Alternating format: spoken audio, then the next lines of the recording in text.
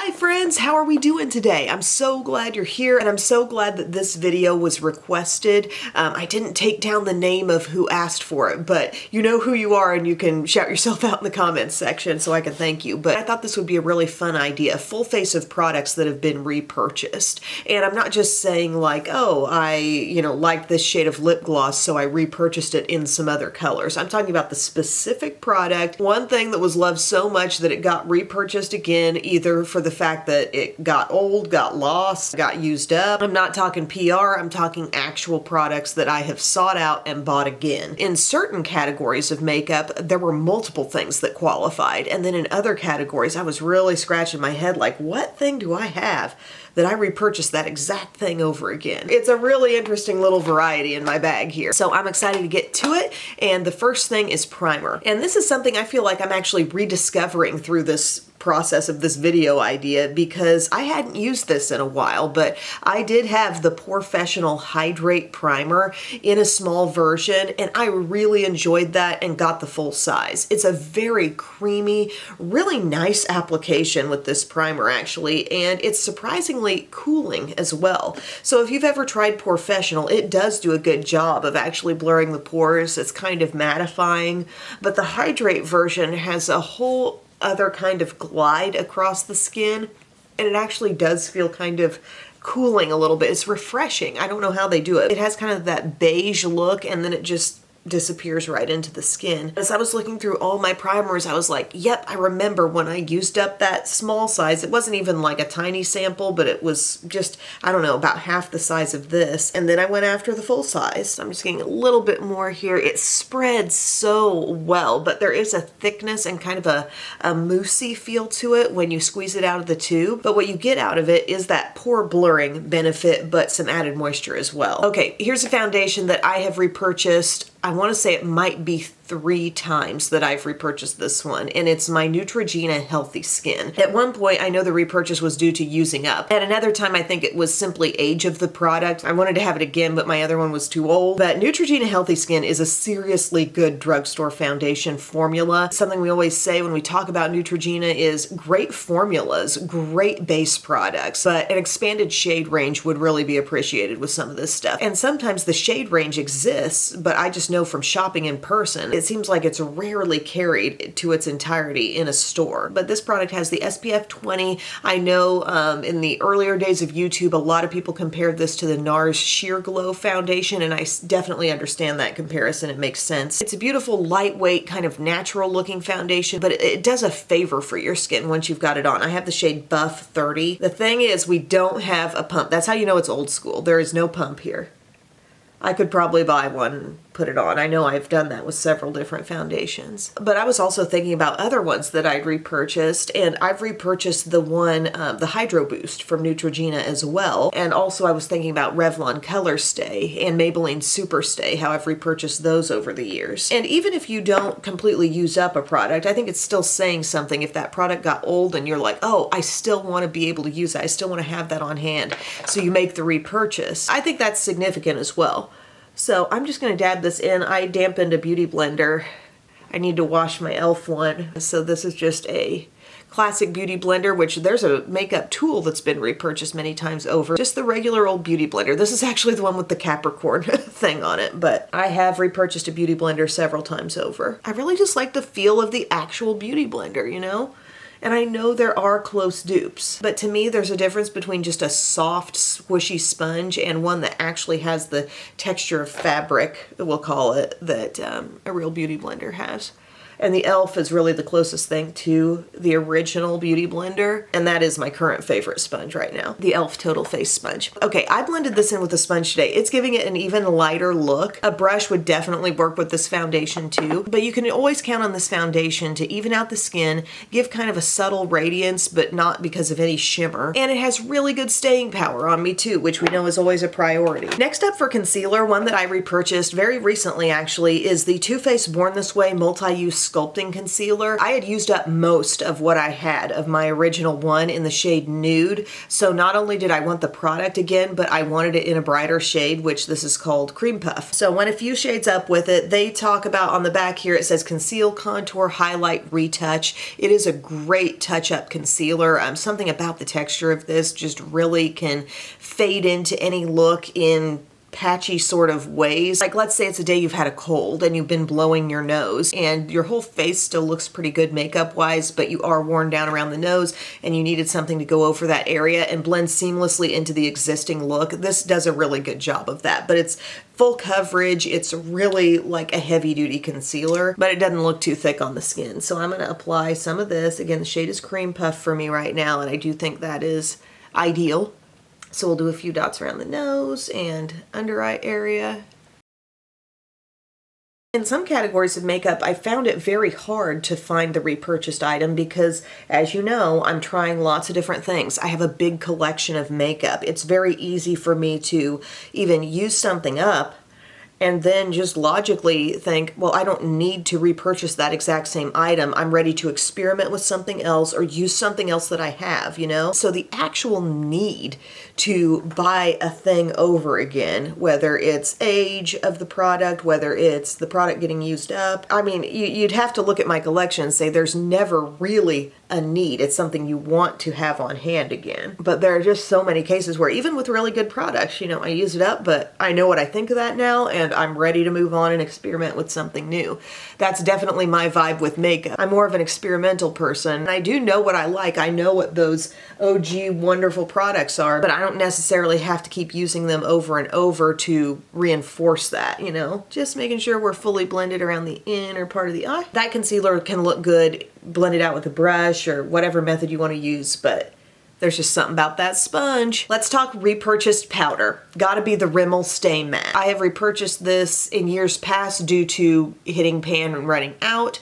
I have repurchased this more recently due to getting the proper shade. And I noticed in kind of a backup store, I have another one of these waiting in the wings should I run out of this. So it's a loved product. Rimmel Stay Matte powder. I have the shade Creamy Natural. It's number 11. And this is a special powder because it's really stayed true to itself. It's just a classic powder. It's not trying to be powder foundation. It's not coming in with a lot of coverage, but it is doing the mattifying thing and not looking too heavy on the skin. When you swatch it, you can be like, yeah, okay, I see the product. I can see that you've swatched some, but it never comes off in a heavy way, like on a brush, never too much. And I'm going to use this today, actually with my Hot Pink Triangle Powder Puff, and we're just going to pat that in over the under eye area and probably the T-zone too. I'm loving this makeup headband, by the way. Dollar Tree.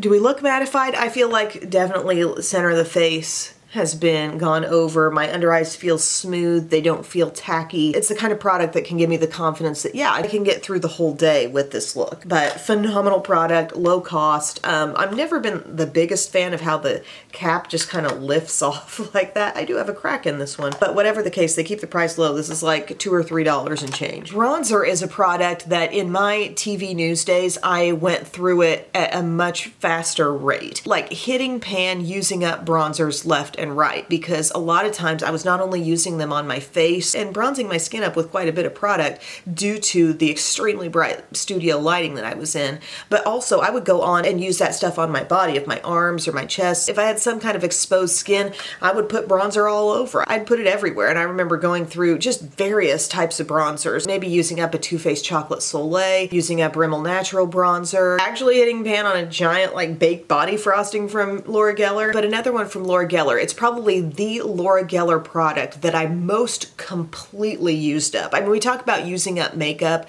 and sometimes we think, well, I've hit a significant amount of pan, but there's still some product on there. Is that really using it up? This product was significantly used up. And yes, I repurchased it and it's the Baked Bronze and Brighten. This is in the shade Regular, or they might sell it now as like medium. It's a wonderful bronzer. I can see even with this one, I have flattened out the dome. It takes a while to get through a Laura Geller product. That's That's why I'm always so impressed with myself when I talk about how I went through a Balance and Brighten, I went through a Bronze and Brighten. Like, it takes some doing and some time to use one of these up, but I love the multi-dimensional swirl that's in this of the dark brown, the lighter tan, the beige. There's even a little bit of pink in there. It's a really effective bronzer. And even her minis, it was a mini one that I originally used up. And you can consistently use a Laura Geller mini for maybe a couple of years. Using up a Laura Geller product is saying something. You know, we were just in the powder category. I could have said the same thing for the fact that I repurchased Balance and Brighten. It was just that in this video, I didn't really need a powder foundation. I needed more of like a setting powder, so that's why I talked about the Stay Matte. But such a good product. And she's got some other bronzers too, like ones that have more shimmer. I almost get the feeling when I use this that I could pull it up and make it be like a blush product as well. There we go, Bronze and Brighten, loving the look so far. When we're talking blush, I knew it had to be a CoverGirl blush because I know for a fact there have been different ones over the years that I have used up, repurchased, now no longer maybe even have because I used them up again and just didn't go ahead and buy it again. But I was looking through my different shades. One that I know I repurchased here is the Brick Rose from CoverGirl. It's like a satin finish, really natural looking blush. Kind of reminds you of their like soft sable types of shades that they make in a couple of different blush packaging designs. They've got like the classic color blush, they've got the Cheekers blushes, but we were just talking about like it takes a lot to use up a Laura Geller product. It takes a lot to use up a blush, and I have tons of blushes, but I have memories of using up various CoverGirl blushes over time. So again, this is Brick Rose. We're gonna pick some up with our e.l.f. blush brush. This is going to be a soft, kind of natural looking blush. It's going to give us some rosiness. It's almost kind of a toasty vibe in it as well that's a little unexpected. When you see it in the compact, you're like, what's that going to do? But there you go. I could see this working with a number of different eye and lip looks. I remember seeing this shade talked about in magazines. Yes, when magazines were the main reference point for finding out about new makeup. Brick Rose, baby. Love it. And then for a highlighter, it's absolutely Laura Geller Baked French Vanilla. I had a single of it that was like this size that I think I continue to have because it's not completely like used up to the core, but I've repurchased that thing in several modes. That is a highlighter I do not ever want to be without. And one of the coolest ways I got it again was in this little highlighter quad. So they've got French Vanilla right there. I don't know if you can tell. Is this getting totally washed out? This little compact has the Baked French Vanilla. I think this one's French Kiss. This is Portofino and Golden Rose. So these two are highly shimmery. These are more subtle, but there's your Baked French Vanilla. And it's also included in a couple different Laura Geller palettes I have, but it is iconic. It is the one and only like really brightening highlighter that does not contain shimmery flecks. Like, look at the difference between the cheeks with the one that's got it on. You can tell I'm brightened, but I am not super shimmery, and it's really cool to have it in this compact. In fact, I might have picked up just a little bit of residual shimmer with that because it's not usually even that glowy. But going into this compact, you can bounce around and you can make Baked French Vanilla a little more shimmery just by dipping into, you know, the little next door neighbor shimmery shade that's in there. It's a really cool product. I'm so glad I got it. See how it's softly brightening. Does not attract attention to pores, does not attract attention to fine lines, but yet you get the advantage, the brightening advantage that a highlighter can give you. Absolutely love it. I tell you, Laura Geller makeup has really been with me through the long haul of the years here on YouTube. Now for setting spray, I was gonna say Urban Decay All Nighter because I know I had it, I repurchased it, but now what I have and use is still the Summer Solstice. That special packaging, I still use this one. This I know came in PR. By the way, we are approaching the Summer Solstice again. I've repurchased e.l.f. Makeup Mist and Set, and I've repurchased one from Hard Candy too, their Sheer Envy Mist. Oh, my lights are too bright. Yeah, well, you gotta do that when it's dark and early out there. The pool's still filling up, Biddy. We got a new pool liner and it has to be totally refilled, and it's just starting to fill up the deepest part. Time to go back to bed. It's only 5:30. But yeah, Urban Decay All Nighter, again, a product I know I have repurchased. I remember being in an Ulta, buying another one, but this particular bottle was PR. Count it if you want to count it. It's worth repurchasing, let's say that. Now we're getting into the eye stuff and brows, and here's a category where the thing that got repurchased has undoubtedly been bought over and over again. I have several in my collection where, yes, I've used it up completely. Like, the thing I go through fastest is probably brow pencils. So I could have just taken my pick in what I wanted to talk about here, but I do have currently an e.l.f. Instant Lift. The shade is neutral brown, and I've repurchased this several times. I've gotten the waterproof version. It's just one of my loved brow products. But to be fair, like, while I do feel I should be patted on the back for the Laura Geller stuff I've used up, it doesn't take much work to use up a skinny brow pencil.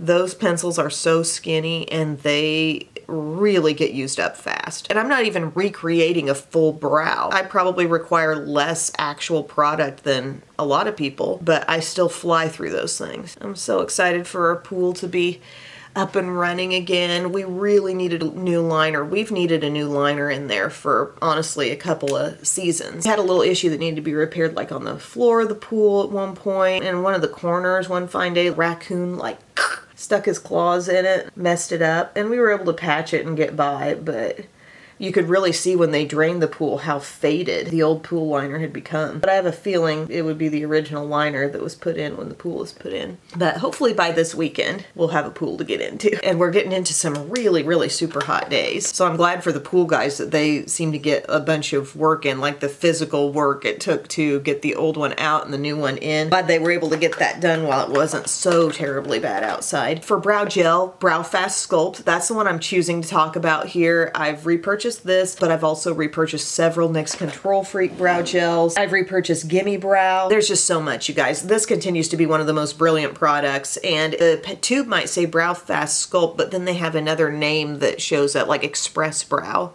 that you might also see on the outer packaging. But reason why this slays is that the brush has a longer comb that's going to fluff your brows and a shorter part that's going to hold more actual product.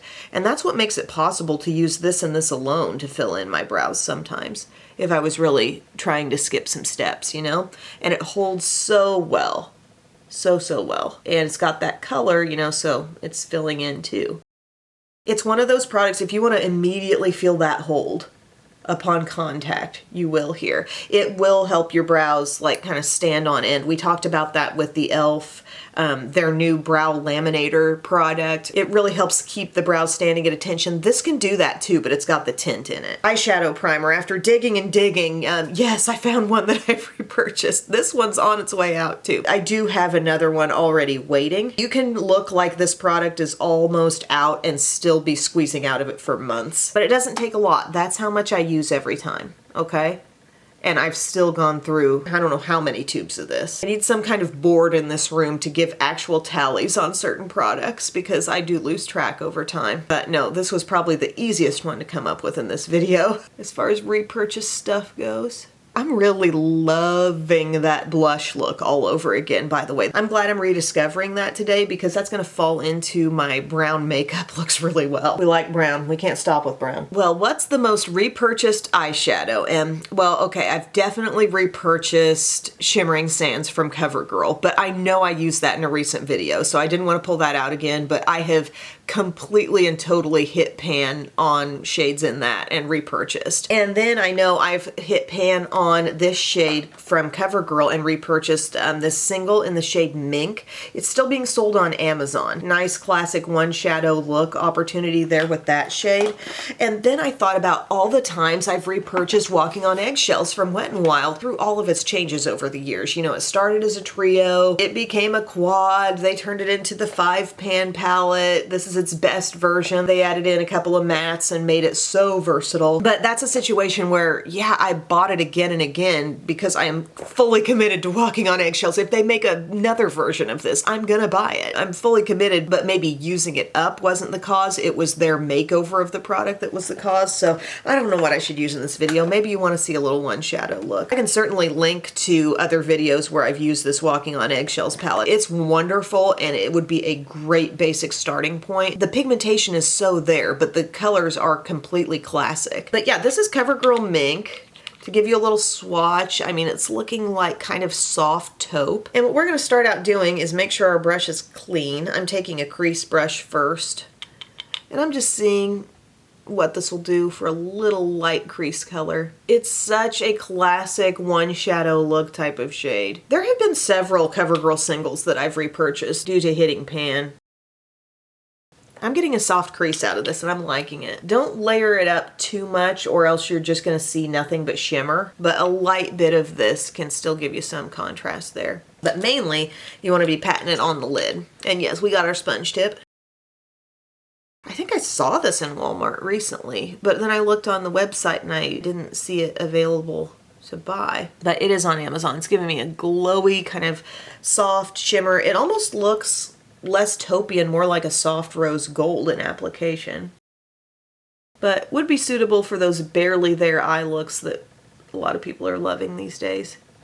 But yeah, soft and easy. Again, could have used Shimmering Sands. That's a repurchased one. To be honest with you, I just simply haven't had the need to go like buy a whole other eyeshadow product because I've completely used up the one I had. That just doesn't happen a lot in my world. Here's a nice little rediscovery found when thinking about my liquid liners that have been repurchased. Number one, I've definitely repurchased my Milani liquid liner. The ones that are in this packaging, I repurchased that in the black, and I think I talked about the fact that I think they've changed the formula a little bit, and those aren't quite as hardcore as they used to be.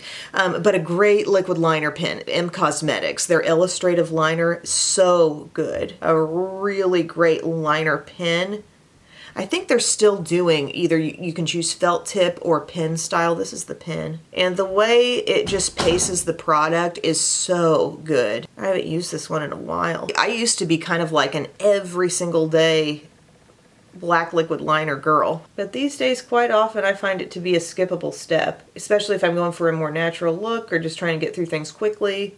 I'll do lazy liner. I fully expect that I'm going to go through some of those Laura Geller sticks probably this year. But yeah, a terrific little liner pen there from M Cosmetics.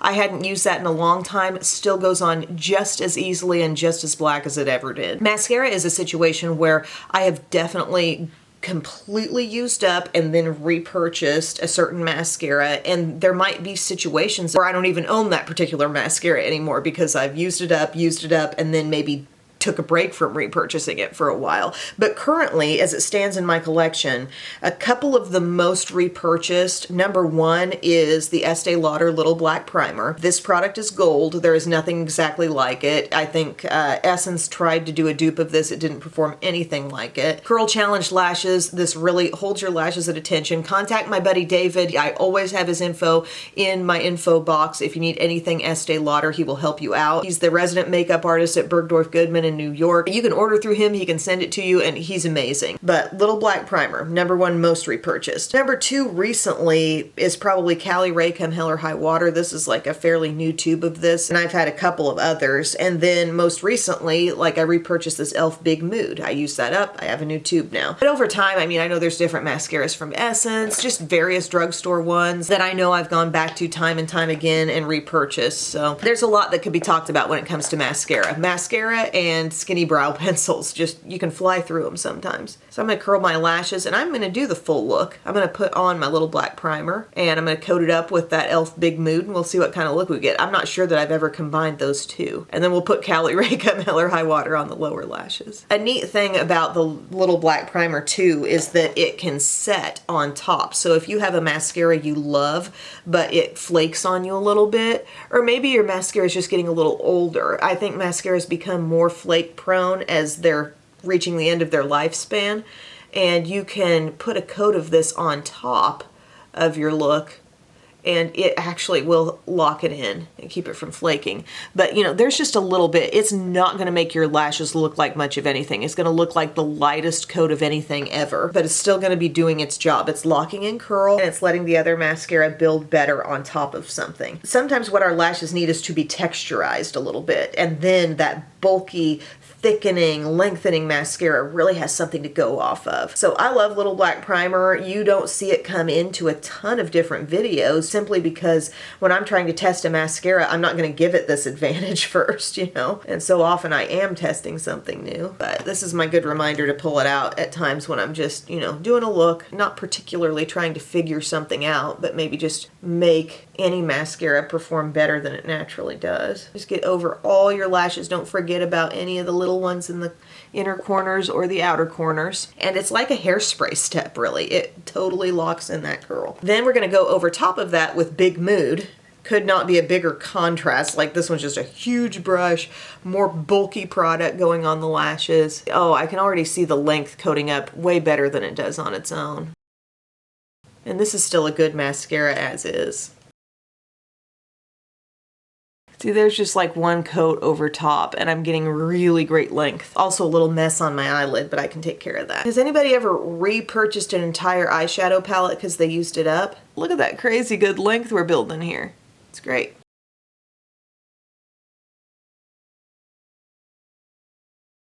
This brush, I mean, part of me loves this brush. Part of me is like, gosh, you're so hard to use, because I've bopped myself on the eyelid several times. It's so big, but it's doing some really good things on top of that little black primer. Okay, we're going down below with some Cali Ray. I take care of my smudges. All it takes is a little spoolie brush. Just wait till your little area gets dry and you can flake it away. I will say tubing mascaras seem to behave a little differently with that method. I don't feel like they flake away the same. Okay, if you're new here, Cali Ray is a tubing mascara that will not smudge, and that's why we so often use that just down there on the lower lashes. Now we've come to lips. Man, did I have a hard time trying to find repurchased exact lip shades. I think earlier in my makeup using time, I would have had some that I could find for sure, but in this day and time, it's like, wow. It is hard to come by a repurchased lip product, but I did find one. Oh, by the way, I did find Matte Cream Cup too, which I knew was not my original Matte Cream Cup, but I don't specifically remember buying it again. I think it came in PR, and that's why I have it again. But the NYX Butter Gloss in Creme Brulee, yeah, I bought that again. This was once a very frequently used nude lip element, you know? I was looking at all my lip liners, and I'm like, dang, you know, I got a lot of great lip liners, but they're not repurchased. I just haven't had to. I've got like Maybelline Superstay Matte Ink crayons. You'd think for sure I've repurchased Live on the Edge again by now. No, I haven't. Haven't really had to. I mean, it's way down in there. I don't have a lot of stick left, but I will make a promise to you that when I do run out of this shade called Live on the Edge, I will buy it again. That could have almost made it into our brown lip conversation, but it's more dark dusty rose. Anyway, let's put on Creme Brulee. Okay, she's nude, she's creamy. There was a time when we were just going for the most nude lips, you know? And this is what this looks like all on its own. I would rarely wear that alone though. That's the thing. Let's create a look with it. You know what? Let's pair it with the next thing I'm probably gonna repurchase lip-wise. Superstay Matte Ink Crayon and Live on the Edge. Alright, and apply some of this. It does have some brown in it.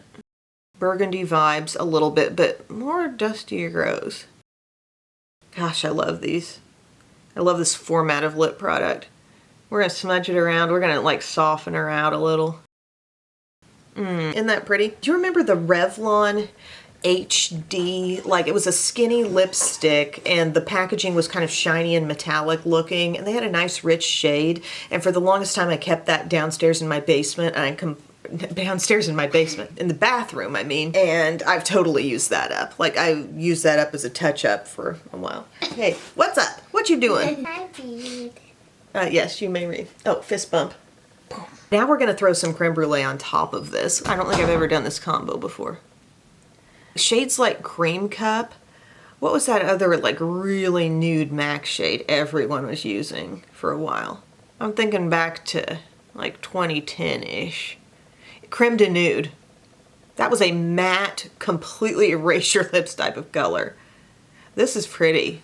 Ooh. But yeah, creme brulee, I used it and I got another one. I don't know if you've really taken a good look at my lashes, but they are totally standing up there, and that is my look, guys. We really talked about some classics today. Brought some certain products to mind that I haven't really been using a lot recently, you know, that were repurchased, but like I hadn't been using this, and I'm glad I'm thinking about it again. I'm glad I'm thinking about CoverGirl Brick Rose all over again. Heck, CoverGirl Mink. That was a fine little one shadow look. You know, it gave us some shimmer. It makes this feel like, yeah, the eye's doing something. It's not doing much, but it's doing something. Yeah, I really enjoyed this video. By the way, the sports bra coming through. I'm doing a workout right after this. This every morning workout thing has also been good for like gauging my staying power. Some might say, hey, do it before you put your makeup on, but I still have to look at my priorities and say, I need to do the makeup video when it's 100% quiet time. People are starting to get up in the house once I'm doing my workout down there, but it's okay. I have to have solitude shooting these videos, so this has to be my first order of business, I think. And I don't feel like my workouts leave me completely drenched in sweat, but yeah, they will give my look a little obstacle, a little additional hump to get over. So thank you guys so much for watching today. Thank you for requesting this video. I think it says a lot about products when you've cared to repurchase them again. Feel free to let me know about any of your most repurchased things in the comments, and I'll see you guys again in my next video. I love you. Bye.